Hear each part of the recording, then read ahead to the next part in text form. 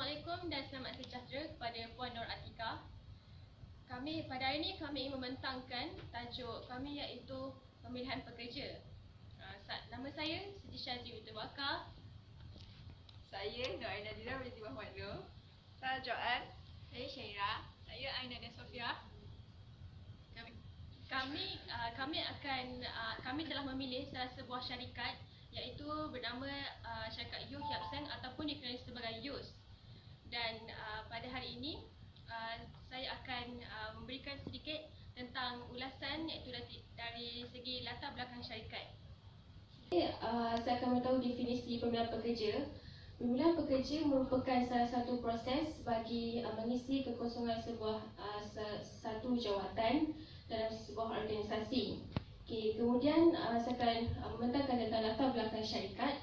Yang pertama iaitu pengasas bagi syarikat Yo Hyap Seng ialah Encik Yo Keng Lian.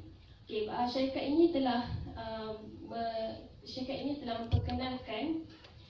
memperkenalkan jenis produk dari segi produk makanan dari segi makanan dan minuman. Pada tahun 1906 penubuhan kilang soya bean telah dijalankan. Kemudian pada tahun 1920 syarikat Yo Hyap Seng telah memperkenalkan makanan dalam tin, dan pada tahun 1967 syarikat ini telah memperkenalkan penciptaan minuman baru iaitu minuman dalam kotak, dan ini merupakan salah satu penciptaan yang pertama di Malaysia. Pada tahun 1969 dan tahun 1975 syarikat Yo Hyap Seng ini telah tersenarai masuk dalam stock exchange. Dan akhir sekali iaitu penciptaan minuman berkarbonat dalam tin, dan juga merupakan salah satu produk pertama yang telah ditubuhkan di Malaysia. Bagi seterusnya misi dan visi syarikat, iaitu visi syarikat bagi syarikat YUS ialah ingin menjadi syarikat nombor 1 dalam makanan dan minuman di Asia. Dan keduanya, misi syarikat memberikan produk makanan dan minuman yang berasaskan kualiti yang tinggi serta konsisten terhadap pelanggan. Seterusnya. Bismillahirrahmanirrahim. Saya Aina dan Sofia. Seterusnya saya akan membentangkan tentang proses pemilihan sumber manusia. Step yang pertama adalah calon-calon dalam pengambilan. Pemohon perlu mengisi borang permohonan sama ada melalui laman sesawan rasmi syarikat YOS atau menghantar borang permohonan terus ke Jabatan Pengurusan Sumber Manusia yang berada di Petaling Jaya mengikut tawaran yang telah mengikut jawatan kekosongan yang telah dinyatakan di laman web mereka ataupun di any website seperti JobStreet.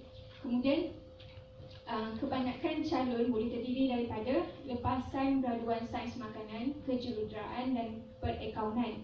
Mereka akan dinilai berdasarkan tahap kelayakan mereka mengikut jawatan yang ditawarkan. Seterusnya, bagi jawatan operator ataupun pekerja kilang, mereka boleh terdiri daripada lepasan CJ Pelajaran Malaysia, lelaki dan juga berkemahiran dalam mengendalikan mesin. Seterusnya yang kedua adalah menilai borang permohonan dan latar belakang resume.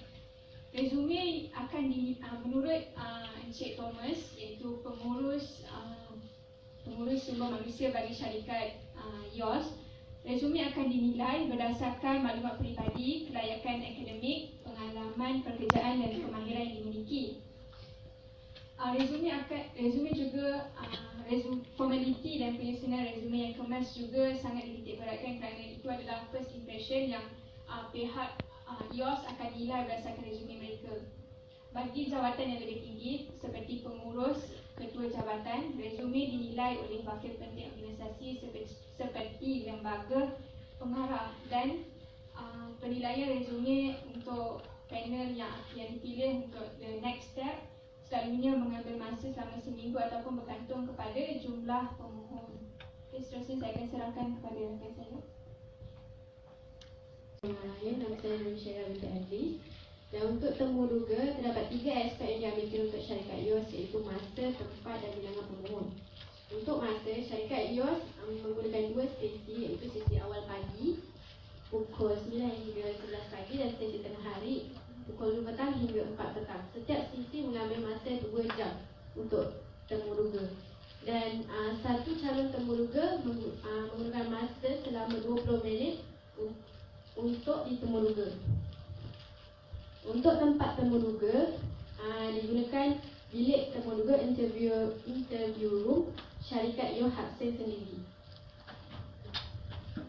Bilik temuruga mempunyai fasiliti yang lengkap seperti bilik berhawa dingin, meja dan kerusi yang selesa serta bilik bacaan yang digunakan semasa calon sedang menunggu. Untuk bilangan pemohon, bilangan calon pada satu sesi temuruga ialah 10 hingga 12 orang. Namun calon terlepas sesi temuruga tidak akan dibenarkan untuk membuat temuruga dengan penemuruga. Proses temuruga melalui kaedah temuruga panel iaitu board interview di mana seorang calon ditemuruga dalam jangka masa 20 minit atau lebih oleh beberapa orang wakil organisasi. Untuk sesi temuruga pula sebenarnya pengurus syarikat Yo Hapsen menekankan keempat faktor ini, iaitu kelayakan akademik dan pengalaman, kemahiran berkomunikasi, kemahiran teknikal dan juga sikap. So bagi kelayakan akademik dan pengalaman pula, disebabkan Yo Hapsen merupakan sebuah company yang menghasilkan makanan dan minuman. So calon yang mereka nak ialah calon yang ada academic background dalam sains makanan dan pemakanan. So bagi faktor ini mereka adalah sangat strict kerana mereka tidak akan menerima calon yang bukan daripada academic background yang mereka nak. Faktor yang kedua ialah kemahiran berkomunikasi. So menurut pengurus syarikat Yo Hapsen, beliau mengatakan kemahiran berkomunikasi adalah sangat penting kerana mereka nak calon yang dapat berkomunikasi dengan orang lain untuk kerja dalam workplace nanti. So dalam temuruga juga mereka akan menilai kemahiran berkomunikasi supaya mereka nak tahu tahap berkomunikasi calon tersebut. Faktor yang ketiga ialah kemahiran teknikal. So dalam temuruga juga mereka akan menanyakan soalan yang berkaitan dengan kemahiran teknikal untuk menguji kefahaman calon terhadap tugasan-tugasan kerja yang mereka apply dan mereka akan kerja nanti. So ini juga merupakan satu faktor yang sangat penting yang akan dinilai oleh pengurus dan board. Yang last sekali iaitu yang juga sangat penting iaitu faktor sikap. Kerana pengurus syarikat Yo Hapsen Mr. Thomas Lee juga mengatakan bahawa sikap merupakan basic yang menentukan calon itu akan belajar lebih banyak atau tidak. So sikap mereka juga akan mengesan sikap calon dalam temuruga. Okay, next saya akan bentang tentang cabaran temuruga. Kita tahu kebanyakan company akan menggunakan kaedah temuruga, tetapi terdapat cabaran temuruga sendiri juga. So yang pertama ialah penilaian yang tidak tepat. Disebabkan temuruga hanya dijalankan selama 20 minit ke lebih. So actually daripada temuruga tidak dapat tahu personality calon itu yang terseluruh. So ini merupakan cabaran yang sangat-sangat besar di mana pengurus dan juga board panel temuruga hendaklah seharusnya sangat-sangat teliti dalam menilai calon. Dan yang kedua ialah dominasi penemu juga. Disebabkan bukan semua calon yang sangat aktif dalam temuruga. So kebanyakan kadang-kadang penemu juga akan mendominasikan sidang temuruga tersebut dan menyebabkan matlamat temuruga tidak dicapai. Menurut Encik Thomas, terdapat beberapa faktor kegagalan semasa temuruga.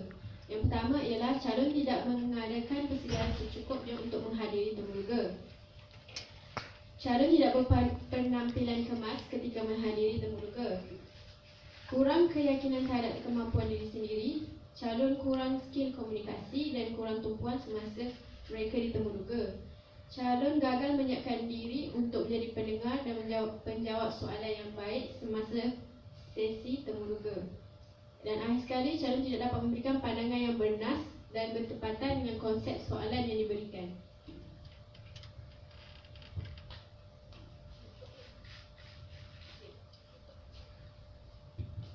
Okey, selepas sesi temuduga, dia akan ada satu lagi sesi untuk mereka temuduga akan menyemak latar belakang dan rujukan yang telah diberikan kepada mereka. Sebab hal ini kerana mereka ingin memastikan bahawa maklumat yang diberikan adalah benar dan sahih dan supaya mereka boleh mengenal pasti calon manakah yang layak dan selayak-layaknya untuk mengisi kekosongan jawatan tersebut. Untuk memastikan maklumat itu benar, mereka pihak penemuduga akan menghubungi pihak penyokong yang telah dilampirkan ke dalam resume setiap calon. Mereka akan menghubungi pihak penyokong dan akan menanyakan kesahihan setiap maklumat yang telah diberikan. Seterusnya, apabila semakan latar belakang dan rujukan telah dilakukan, tibalah masanya mereka untuk membuat pemilihan untuk memilih calon-calon yang telah ditemuduga tadi untuk mengisi kekosongan jawatan. Setelah dipilih, tentunya akan ada calon yang berjaya dan juga calon yang tidak berjaya. Untuk calon yang berjaya, mereka akan menghubungi dan pihak YOS akan mengeluarkan surat tawaran untuk diberikan kepada calon tersebut, dan surat itu akan dihantar kepada rumah mereka. Bagi calon tidak berjaya, surat penolakan akan dikeluarkan. Bagi calon yang tidak berjaya akan menerima surat penolakan. Tetapi untuk calon tidak berjaya, tidak semua akan menerima surat penolakan. Ada juga setengah dari mereka tidak berjaya untuk sesetengah dari certain part mereka tidak berjaya, tetapi mereka diletakkan sebagai calon menunggu. Sekiranya calon yang diberi tawaran awal-awal tadi, yang diberi tawaran tadi, mereka menolak untuk jawatan tersebut, so calon menunggu ni akan mengisi kekosongan jawatan tersebut. So mereka akan ada backup lah, so mereka tidak perlu melakukan proses temuduga sekali lagi. Dan proses ini mengambil masa selama 2 minggu. Setelah itu, kalau diikutkan dalam syarikat-syarikat lain, mereka akan ada calon yang berjaya akan melakukan pemeriksaan kesihatan, tetapi untuk syarikat YOS mereka tidak perlu, calon yang berjaya tidak perlu melakukan pemeriksaan kesihatan. Mereka terus boleh melakukan diri waktu dan tarikh yang ditetapkan dalam surat tawaran itu lah. So secara rasminya apabila mereka telah melaporkan diri semasa hari kejadian dan tarikh yang ditetapkan, mereka secara rasminya adalah pekerja syarikat tersebut, syarikat YOS itu sendirilah. Dan setiap pekerja baru yang masuk dalam syarikat tersebut akan menjalani latihan induksi atau orientasi yang akan dikelolakan oleh Pusat Sumber Manusia. Okay. So itu saja daripada kami yang sedikit sebanyak telah menceritakan bagaimana syarikat YOS memilih pekerja mereka supaya syarikat mereka terus maju dan mereka mempunyai pekerja yang efektif dan untuk bantu mereka mencapai goal yang mereka telah mereka nak lah. So diharapkan Puan dapat memahami apa yang telah kami sampaikan dan terima kasih.